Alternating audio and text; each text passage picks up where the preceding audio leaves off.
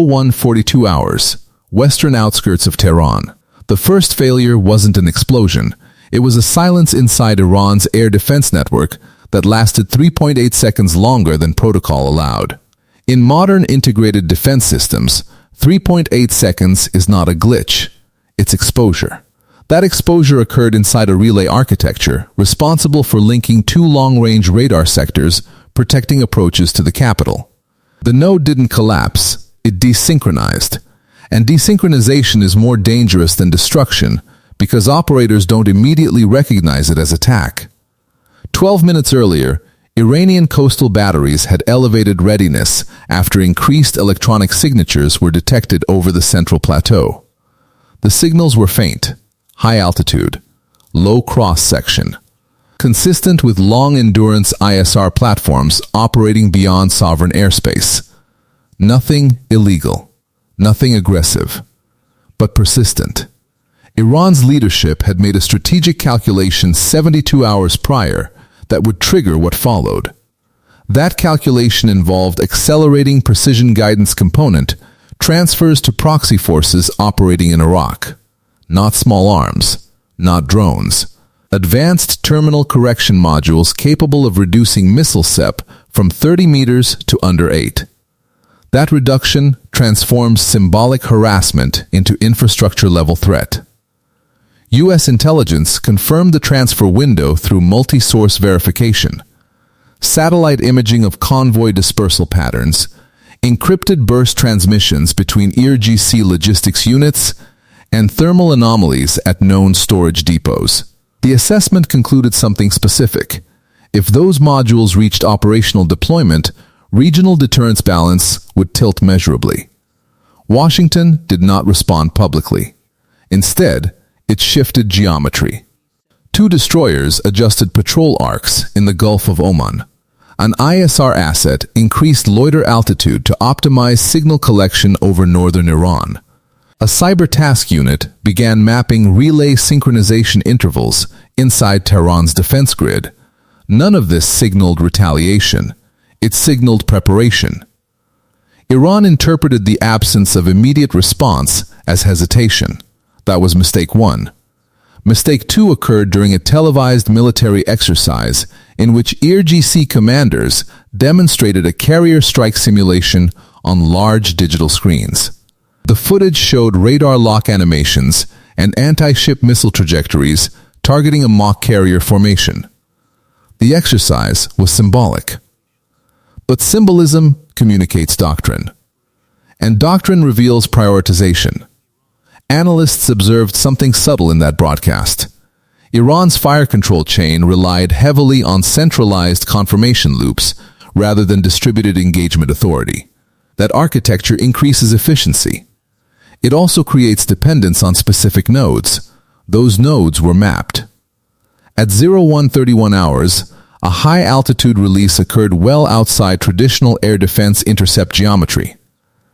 The object was not a cruise missile. Cruise missiles travel horizontally and broadcast intent through speed and signature. This platform descended. Glide profile. Minimal propulsion phase. Reduced thermal visibility.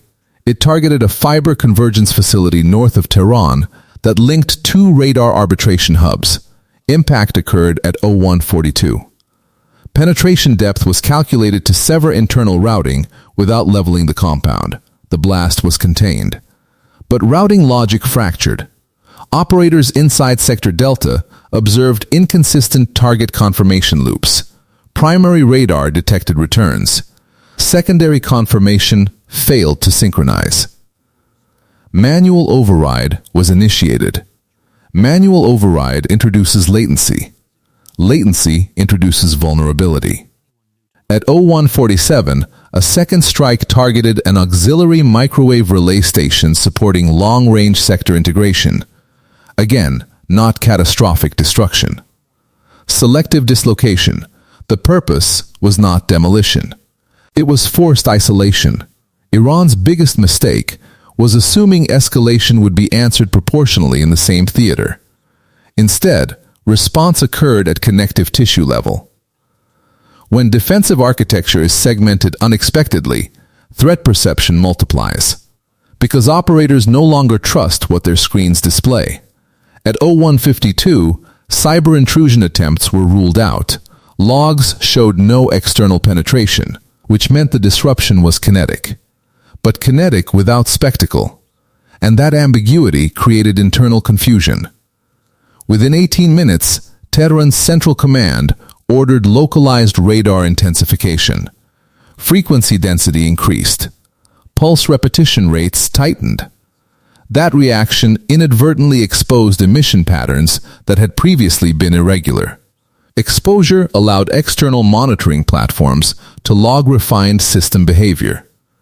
Data collection during crisis yields higher fidelity than peacetime observation. The shock attack was not just physical, it was analytical.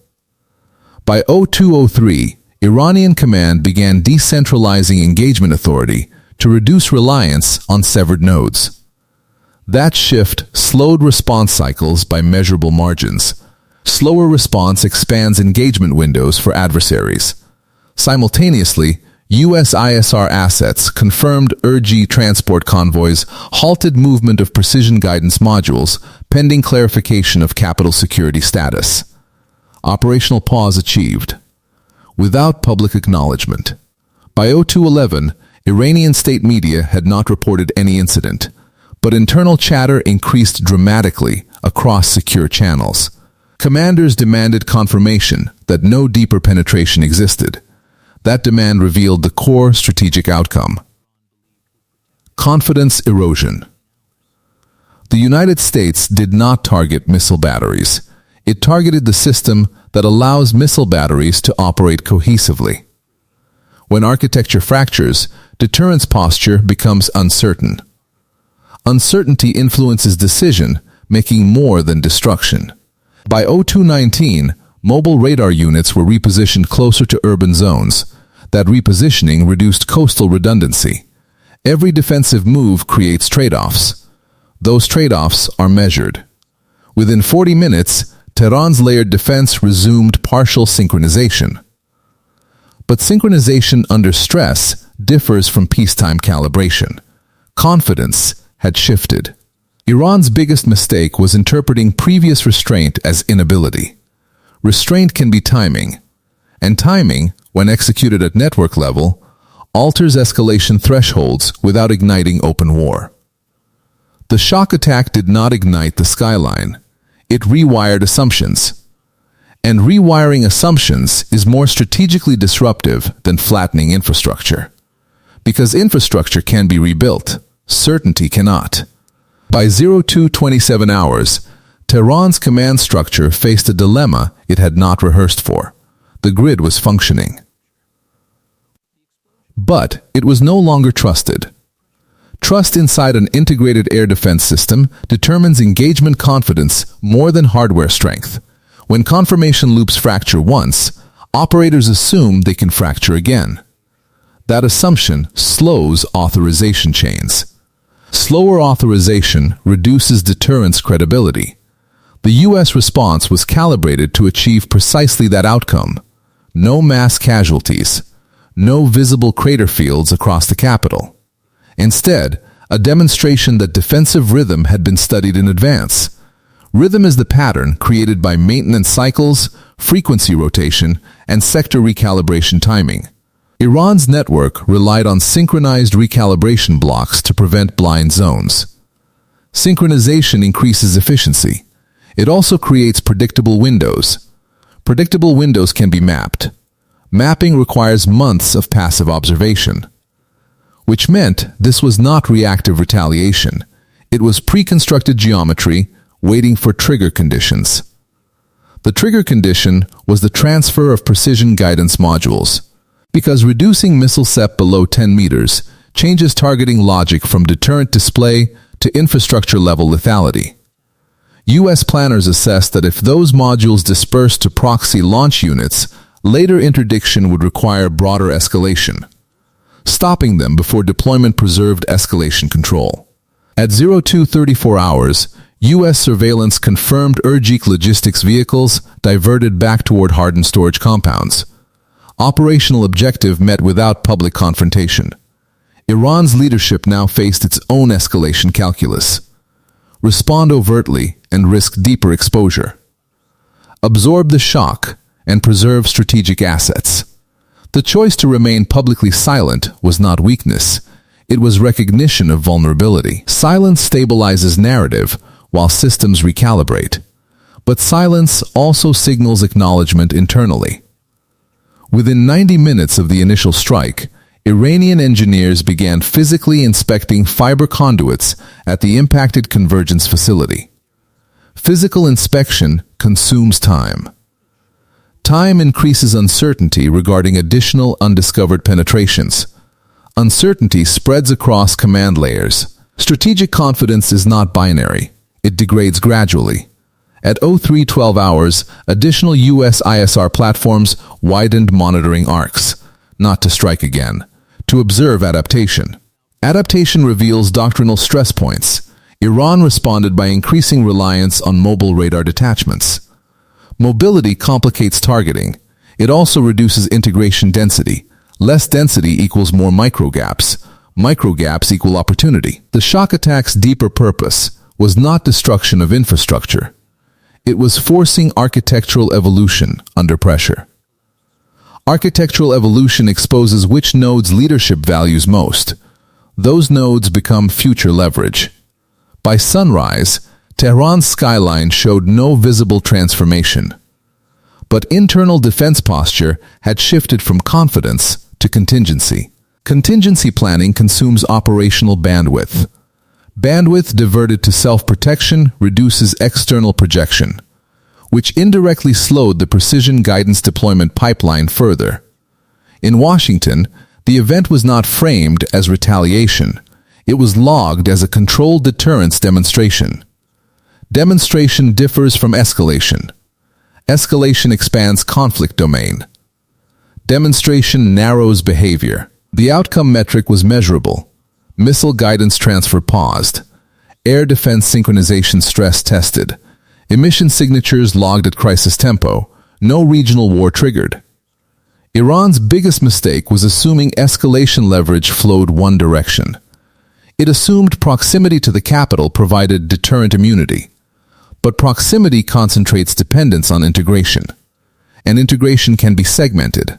At 090 hours, Iranian military briefings internally emphasized technical malfunction at a communications relay.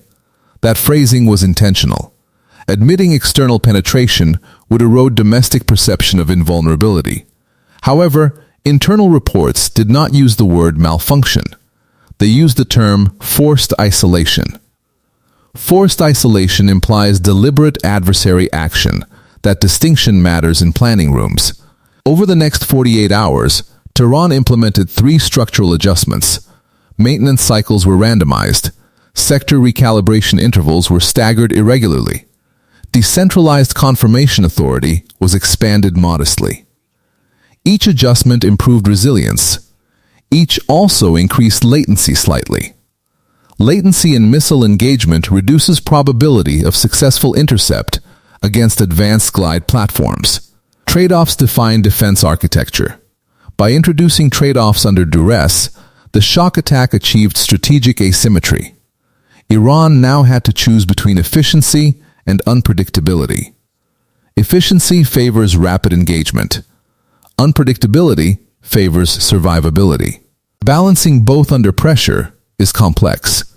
Complexity increases error probability.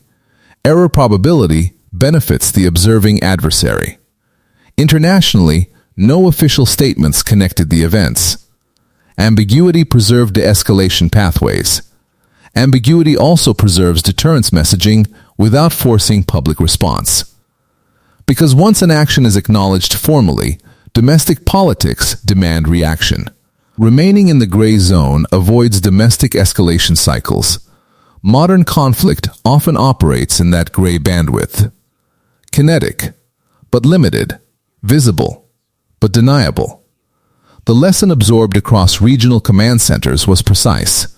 Escalation does not require missile salvos. It requires selective architecture targeting. And selective targeting can influence operational tempo without igniting full confrontation. Iran's strategic miscalculation lay in misreading prior restraint as structural limitation. In reality, restraint was sequencing. Sequencing waits for a moment when demonstration yields maximum leverage with minimum escalation cost. The transfer of precision guidance modules provided that moment. Had those modules dispersed, future interdiction would require broader strikes against multiple dispersed launch sites. By acting at convergence stage, the U.S. response remained localized and contained. Containment preserves diplomatic off-ramps. Escalation closes them. By 72 hours post-incident, satellite imagery showed accelerated fortification around critical relay nodes. Additional decoy emitters were installed in peripheral districts. Decoys complicate targeting. They also increase electromagnetic noise. Noise increases monitoring value for external collectors. Every defensive adaptation produces new signal data. Data accumulates into advantage. The shock attack did not alter the regional missile balance overnight. It altered perception of integration invulnerability. Perception drives future decision-making. When commanders internalize that nodes can be segmented, they allocate more resources to protection. Resource reallocation affects offensive investment. Offensive investment slowdown alters deterrence posture indirectly. Thus, a limited shock action can produce cascading strategic recalibration without battlefield expansion. Iran's biggest mistake was accelerating capability transfer before reinforcing integration unpredictability. Integration strength without integration unpredictability equals map-able structure. Map-able structure equals targetable geometry, and geometry, when studied patiently, eventually bends. The final outcome was not visible from satellite imagery. It was visible in planning tempo. Precision guidance deployment delayed. Air defense rhythm altered. Escalation channel stabilized without open warfare. Shock. Isolation. Recalibration. Deterrence reinforced without declaration. Because in modern conflict, victory is not measured by territory seized. It is measured by decisions postponed. And that night near Tehran, a decision was postponed. Which means the shock attack achieved its strategic objective.